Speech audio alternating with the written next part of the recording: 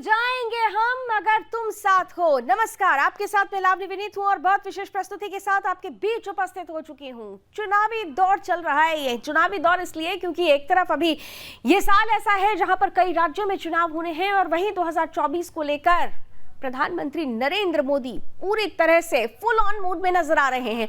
चुनाव का top gear उन्होंने लगा दिया है और इसीलिए एक के बाद एक आप देखिए, एक दिन में 2 राज्यों के 3 शहरों का दौरा करते हुए न केवल विकास की लहर बहाते हुए मोदी नजर आए, वहीं दूसरी तरफ विपक्ष पर जमकर प्रहार करते भी नजर आए हैं।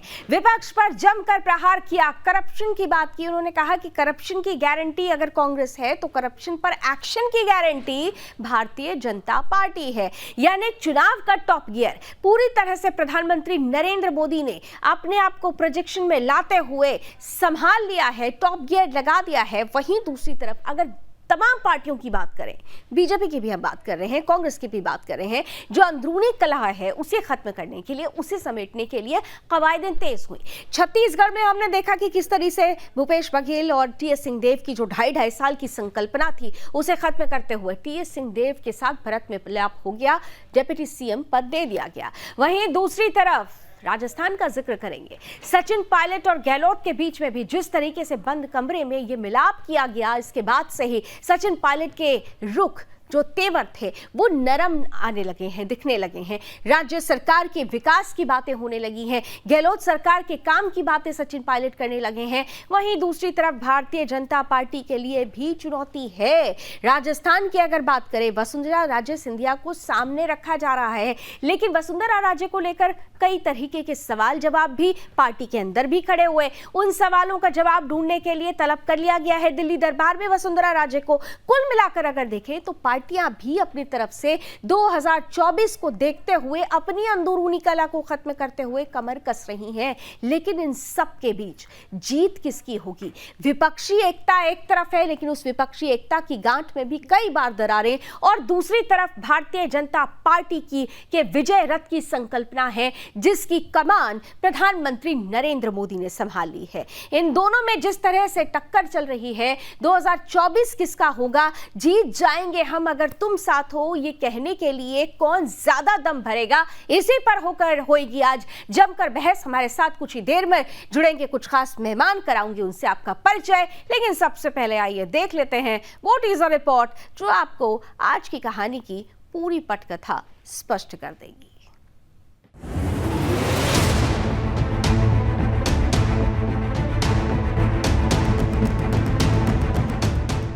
2024 के फाइनल से पहले इस साल के अंत में कई राज्यों में सेमीफाइनल खेले जाएंगे।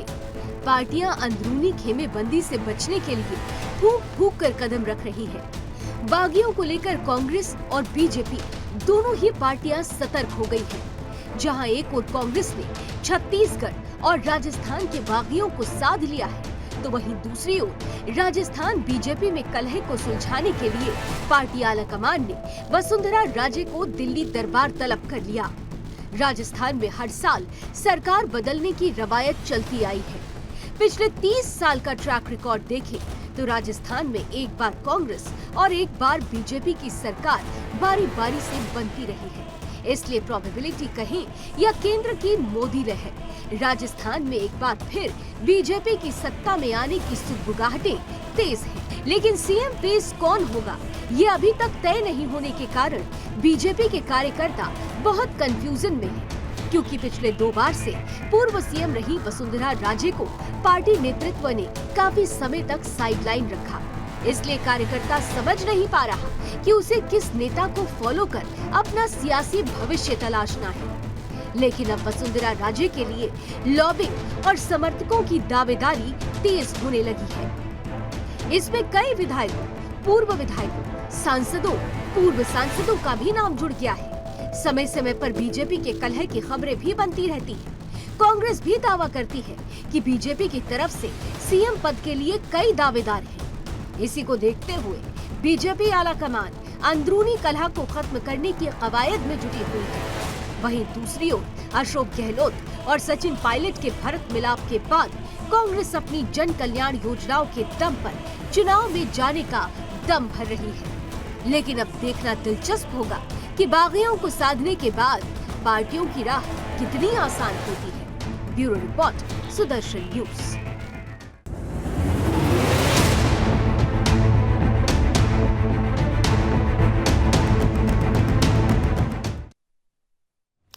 तो पार्टियां अंदरूनी कलह को खत्म करने के लिए बागियों को साधने की कोशिश कर रही है, लेकिन सबसे महत्वपूर्ण ये है कि जिस तरीके से प्रधानमंत्री नरेंद्र मोदी चुनाव का टॉप गियर लगाते हुए विपक्ष पर करारा प्रहार कर रहे हैं, उसका जवाब विपक्ष किस तरह से देगा। आज रायपुर पहुंचे हुए थे, छत्तीसगढ़ पहुंचे हुए थे, रायपुर राजधानी है, वहां पर किस तरीके से कांग्रेस पर और परिवारवाद पर जमकर वो बरसे और उन्होंने खास तौर से कह दिया कि जो डर गया वो मोदी नहीं। ये करारा प्रहार क्या कहता है, आइए सुन लेते हैं प्रधानमंत्री नरेंद्र मोदी के ही शब्दों में। पड़ेंगे, मेरी कब्र खोदने की धमकी दे देंगे, मेरे खिलाफ साजिशें रचेंगे, लेकिन उन्हें पता नहीं है जो डर जाए वो मोदी नहीं हो सकता। जिनके दामन पर दागदार है वे आज एक साथ आने की कोशिश कर रहे हैं। जो एक दूसरे को पानी पी पी कर कोसते थे, वे आज साथ आने के बहाने खोजने लगे हैं। उनको लगता है कि ऐसा करने से वे मोदी को डरा पाएंगे, मोदी को डिगा पाएंगे। देश के हर भ्रष्टाचारी को एक बात कान खोलकर सुन लेनी चाहिए, वो अगर भ्रष्टाचार की गारंटी है तो मोदी भ्रष्टाचार पर कार्रवाई की गारंटी है। तो करारा प्रहार और प्रहार का जवाब अब विपक्ष कैसे देता है, इन सब बातों पर होगी चर्चा। इस चर्चा में शामिल होने के लिए हमारे साथ जो अतिथि आज शामिल हो रहे हैं, स्वागत करती हूं, स्क्रीन पर लेकर आइए। भारतीय जनता पार्टी का पक्ष रखेंगे, बीजेपी के कदावर नेता हैं, प्रवक्ता हैं सुदेश वर्मा जी, बहुत बहुत स्वागत है। हमारे साथ इस वक्त कांग्रेस का पक्ष रखने के लिए अनुज आत्रे साहब जुड़ रहे हैं, तीखे तेवर के साथ जवाब देते हैं। अनुज जी, आपका भी बहुत बहुत स्वागत। और साथ ही साथ जाने माने पॉलिटिकल एक्सपर्ट हैं अनिल गर्ग साहब, वरिष्ठ पत्रकार भी हैं। अनिल जी, आपका भी बहुत बहुत स्वागत है आज की चर्चा में। आप तीनों के साथ चर्चा की शुरुआत करूंगी। तो जीत जाएंगे हम अगर तुम साथ हो, किसके साथ कौन, आइए चर्चा की शुरुआत करते हैं। और आज सबसे पहले अनुज आत्रे साहब आपके साथ शुरुआत करना चाहती हूँ, क्योंकि प्रधानमंत्री नरेंद्र मोदी जिस तरीके से एक के बाद एक चुनावी दौरे, अब एक इसे कहा जाएगा, वो दौरा शुरू हो चुका है, टॉप गियर चुनाव का उन्होंने लगा दिया है और विपक्ष पर करारा प्रहार।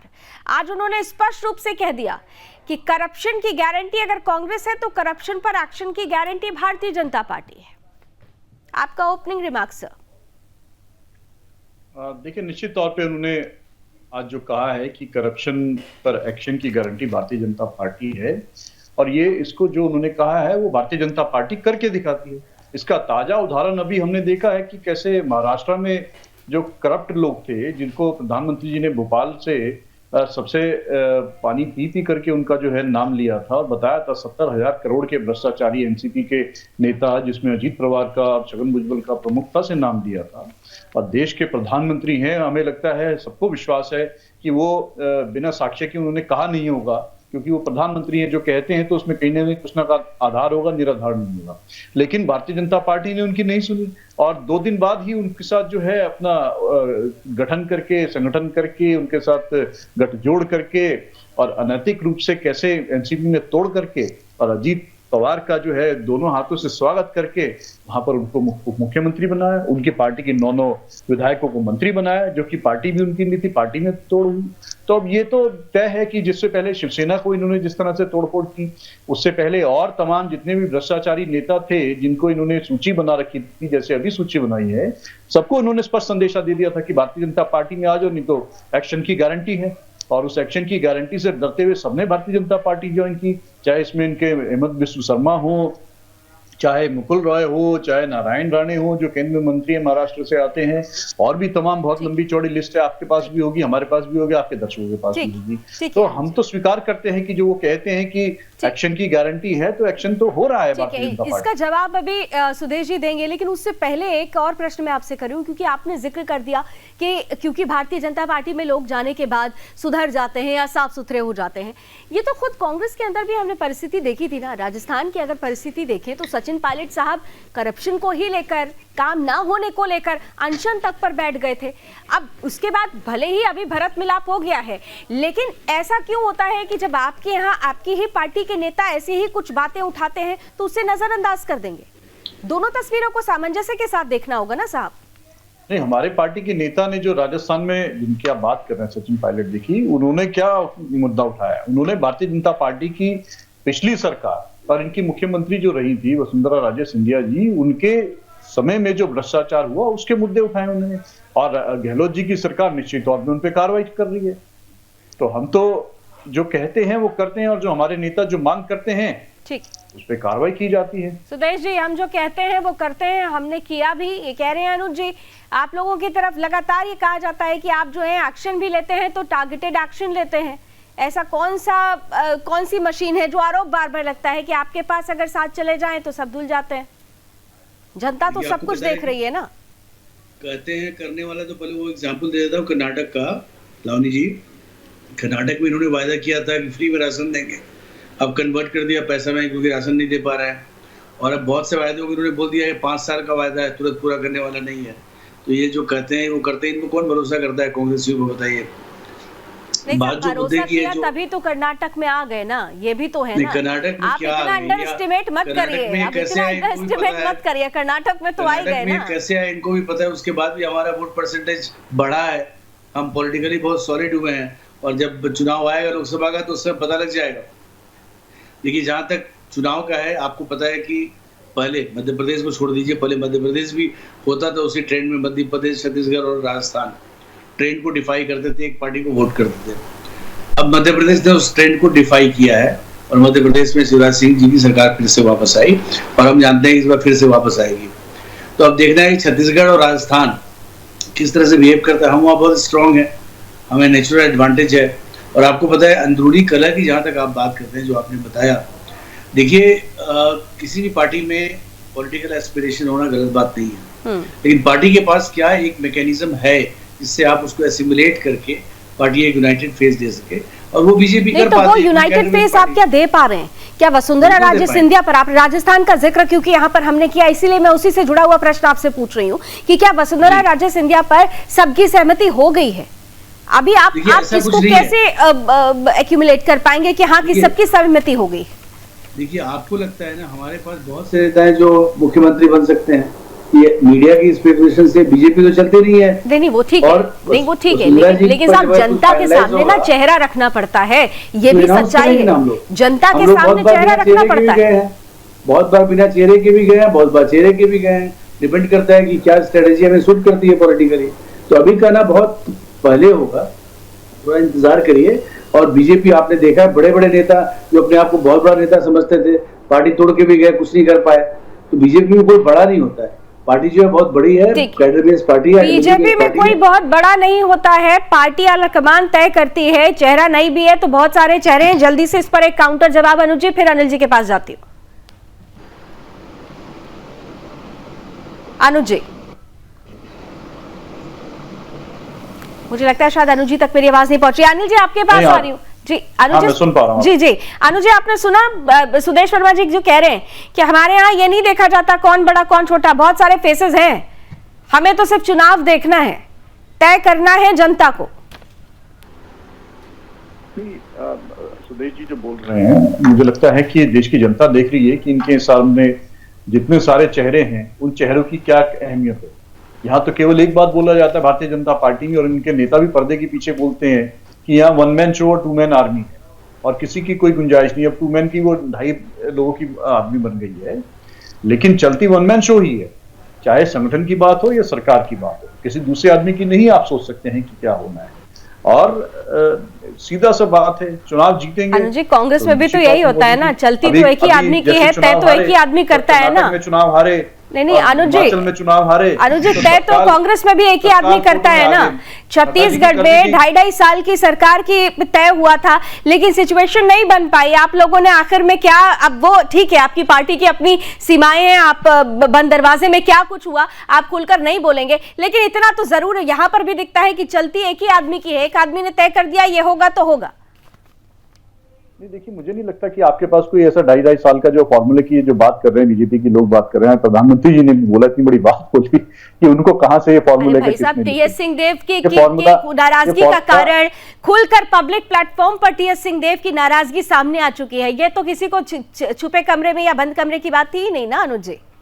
देखिए, उनकी नाराजगी है या नहीं है वो तो कांग्रेस पार्टी जाने, टीएस सिंहदेव जी जाने। टीएस सिंहदेव जी का आज मुझे लगता है कि आज आपने देखा नहीं, तमाम चैनलों पे उनका इंटरव्यू चला है और उन्होंने सहर्ष जो है मुख्यमंत्री पद का दायित्व संभाल रखा है। आपने शायद ध्यान से नहीं सुना, उन्होंने जहां पर भी इंटरव्यू दिया उन्होंने एक पंक्ति जोड़ते हुए दिया कि कुछ बातें बंद कमरे की होती हैं, उन्हें बंद कमरे में ही रहने दीजिए। अनुज जी, आपने कहा ना कि कई जगहों पर उन्होंने इंटरव्यू दिया, बाइट्स हमारे पास भी आई, बयान हमारे कैमरे पर भी है। उन्होंने एक लाइन जरूर बोली है कि बंद कमरे में जो बातें हुई हैं उस बंद कमरे की बातों को बंद कमरे में रहने दीजिए, अभी मुझे ये जिम्मेदारी मिली है। अब बंद कमरे में क्या बातें हुई हैं उन्होंने भी खुलकर नहीं कहा, लेकिन तो देखिए, विषय ये नहीं है, विषय ये है कि आज छत्तीसगढ़ में कांग्रेस पार्टी दोबारा सरकार बनने जा रही है। विषय ये है कि भारतीय जनता पार्टी का वहां पर दोबारा कांग्रेस पार्टी आ रही है, राजस्थान में दोबारा कांग्रेस पार्टी आ रही है, मध्य प्रदेश में दोबारा कांग्रेस पार्टी आ रही है। किसके दावे में ज्यादा दम नजर आ रहा है अनिल गर्ग जी? देखिए, चुनाव से पहले हर पार्टी की सरकार आ रही होती है, इसमें कोई शक नहीं है। ये तो चुनाव के नतीजे तय करते हैं कि किसकी पार्टी की सरकार आएगी। एक एक करके अगर हम प्रदेश की बात करें, शुरुआत अगर राजस्थान से आप कर रहे हैं, जैसे कि आपने बहस के शुरू में शुरुआत की थी, अगर कांग्रेस की बात करें, जो आपने कहा कि इनका भक्त मिलाप एक बार हो गया लगता है, लेकिन मुझे तो इस शब्द पे ये आपत्ति है, क्योंकि मैं नहीं मानता कि सचिन पायलट और अशोक गहलोत के बीच में अब कुछ भी मनमुटाव नहीं रहा है। जो पूरे 5 साल तक जहां मनमुटाव चला हो, वहां पे एक मीटिंग में मनमुटाव खत्म नहीं हो सकता। यहाँ ये ठीक है कि सचिन पायलट के पास भी कोई ऑप्शन नहीं है, कांग्रेस छोड़ के वो जा नहीं सकते, या तो अलग पार्टी बनाएंगे या फिर कांग्रेस के साथ जाएंगे। तो इस बार उन्होंने तय किया कि एक बार कांग्रेस के पास साथ चलते हैं, आगे क्या होगा मालूम नहीं, लेकिन मनमुटाव खत्म हो जाएगा ऐसा नहीं है। ये मनमुटाव पिछले जो चुनाव आए थे, नतीजा आए थे, जिसमें कांग्रेस को बहुमत मिला था, उसके साथ शुरू हुआ था। और मेरा ये आकलन है कि ये मनमुटाव अगला चुनाव के जब नतीजे आएंगे दिसंबर में 2023 में, उसके साथ खत्म होगा। जहां तक राजस्थान के चुनाव नतीजों का सवाल है, वहां पे जो परंपरा भी रही है पिछले 30 साल से, हर बार वहां पे एंटी इनकम्बेंसी फैक्टर जो है सर चढ़ के बोलता है, और उसके साथ ही सरकार वहां पे हर बार बदली होती है। अगर इस बार भी ये काम किया तो मनमुटाव की गुंजाइश नहीं बचेगी। रही बात की भ्रष्टाचार के खिलाफ लड़ने की, ये सचिन पायलट जी ने जो प्रदर्शन किया था, जो धरना दिया था, वो धरना तो उन्होंने सरकार के खिलाफ दिया था कि ये वसुंधरा राजे के भ्रष्टाचार पे कार्रवाई नहीं करते। अभी बात आई कि उस पर कार्रवाई करेंगे, लेकिन मुझे एक बात बताइए लावनी जी, 4 साल बीतने के बाद भी अगर वसुंधरा राजे सिंधिया ने कोई भ्रष्टाचार किया था, उस पर कार्रवाई 4 साल तक शुरू ही नहीं की, तो वो किस तरह की कार्रवाई है जो सरकार के टर्म पूरा होने के बाद शुरू होगी? तो इसमें भी कहीं सच्चाई नजर नहीं आती। भाजपा का जहां तक सवाल है, भाजपा के पास वहां पे नेताओं की एक बड़ी फौज है, सिर्फ स्थानीय, आप प्रदेश अध्यक्ष की बात करें, सीपी जोशी की बात करें, पिछले मुख्यमंत्री की बात करें वसुंधरा राजे जी की, और केंद्रीय मंत्री वहां पे हैं, श्री वैष्णव है, गजेंद्र शेखावत है, चौधरी जी हैं, तो बहुत सारे राष्ट्रीय नेता तो भी वहां।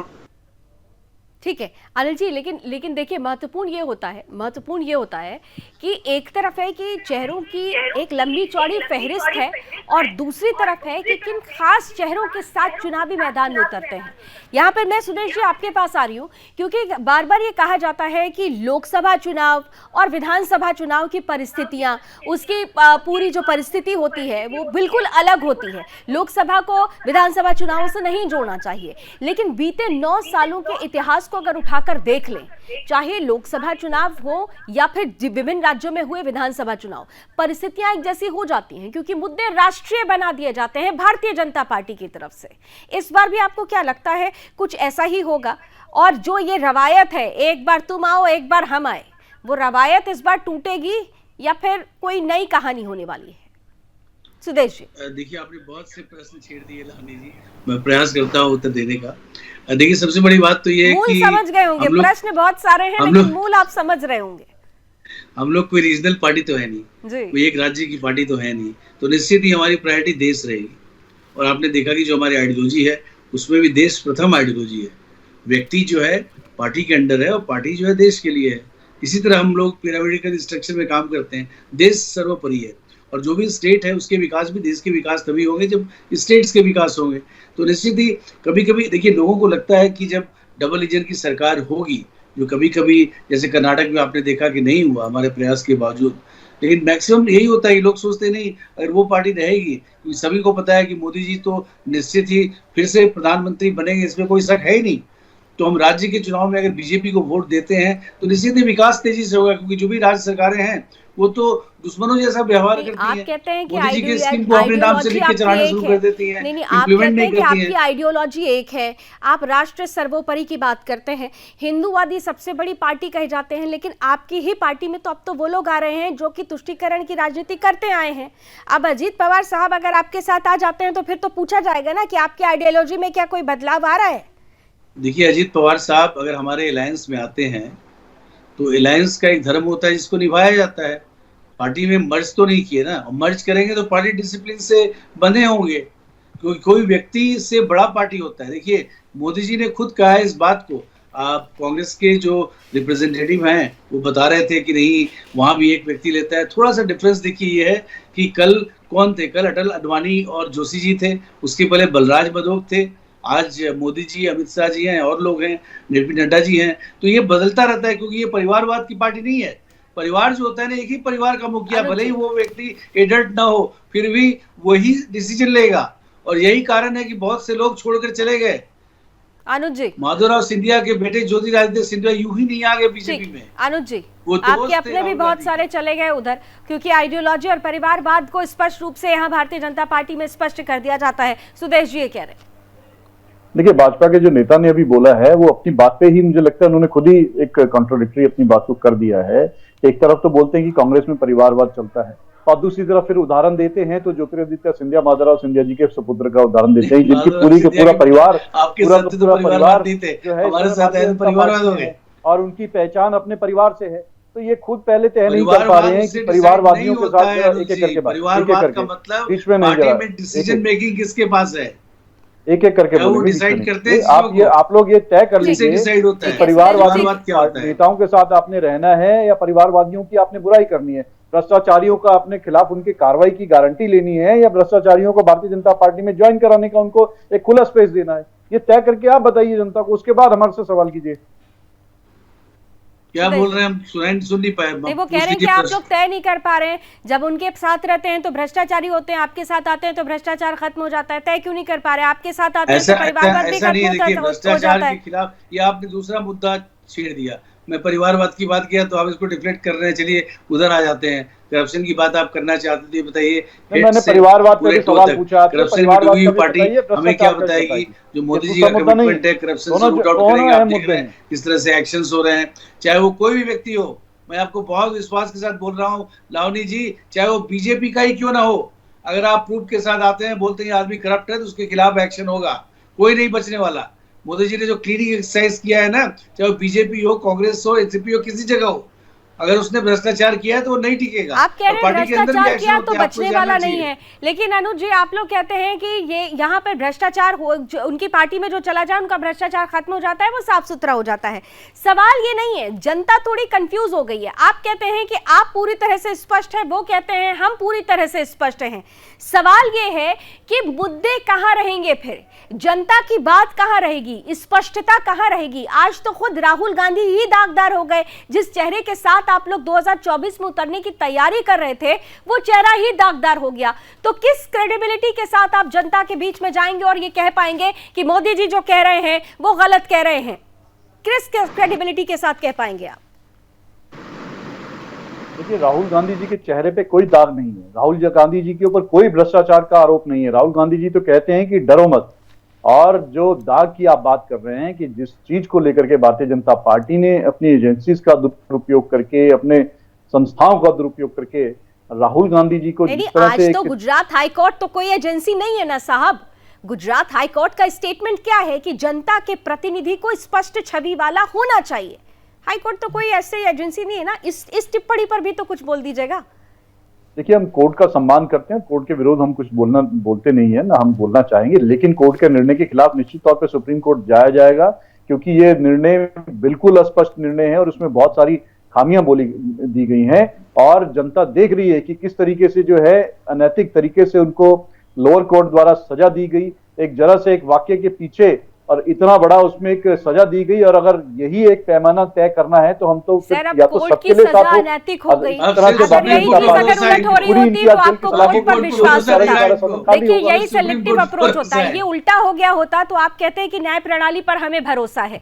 ये सेलेक्टिव अप्रोच, अगर भारतीय जनता पार्टी कहीं कहीं पर सेलेक्टिव टारगेट कर रही है तो फिर अप्रोच आप लोगों का भी सेलेक्टिव रहा। इसीलिए आज देखिए, मैं चुप हूं, आप दोनों को आमने सामने कर रखा है। अनिल जी, न्यूट्रल कमेंट हम इसीलिए आपका चाहेंगे क्योंकि भारतीय जनता पार्टी हो या फिर कांग्रेस हो, इस देश में जब लोकसभा चुनाव आता है, आम चुनाव आते हैं, तो यही दो मेजर पार्टीज होती हैं जिनमें जनता को तय करना है। तय करने की क्रेडिबिलिटी की सीमा, इस पर भी आज चर्चा होनी जरूरी थी, इसीलिए मैंने ये प्रश्न रखा। अनिल जी। लावनी जी, एक बड़ा सीधी सी बात है, जब कोई नेता किसी पार्टी में होता है तब तक वो पार्टी अपने नेता को भ्रष्टाचारी नहीं बताती। जिन जिन नेताओं का आप जिक्र कर रहे हैं, जब वो विपक्ष में थे तो विपक्षी नेता कहते थे कि ईडी इनको गलत तंग कर रही है, ये लोग तो बहुत अच्छे हैं, और जैसे ही उन्होंने पासा पलट के बीजेपी को अलायंस को ज्वाइन किया तो उन्होंने कहना शुरू कर दिया, देखो ये तो भ्रष्टाचारी थे, ईडी खुद इनके पीछे थी और ये अब भाजपा में आ गए, वॉशिंग मशीन से धुल गए। यानी मेरा ये कहने का स्पष्ट आशय ये है कि खुद जिनके नेता हैं, जिनके साथ थे, तब तक वो लोग खुद कहते थे भ्रष्टाचारी नहीं है, इनको ईडी परेशान कर रही है। एक बात। दूसरी बात, अभी मेरे कांग्रेस के मित्रों ने अनैतिक शब्द कई बार इस्तेमाल किया, जैसे उन्होंने एनसीपी को तोड़ने के लिए अनैतिक बोला, शिवसेना को तोड़ने के लिए अनैतिक बोला। लेकिन मुझे एक बार बताइए, 2019 का जो पब्लिक का जनादेश था वो शिवसेना और बीजेपी को सरकार के लिए था। शिवसेना को तोड़ करके एनसीपी और कांग्रेस लेगी, क्या वो फिर अनैतिक नहीं था? अगर वो अनैतिक नहीं था तो ये अनैतिक कैसे हो सकता है? दूसरी बात, lower court, session court, high court ने कोई निर्णय सुनाया, कानूनी दायरे में सुनाया, तो उसको कोई भी तरीके से आप अनैतिक कैसे कह सकते हैं?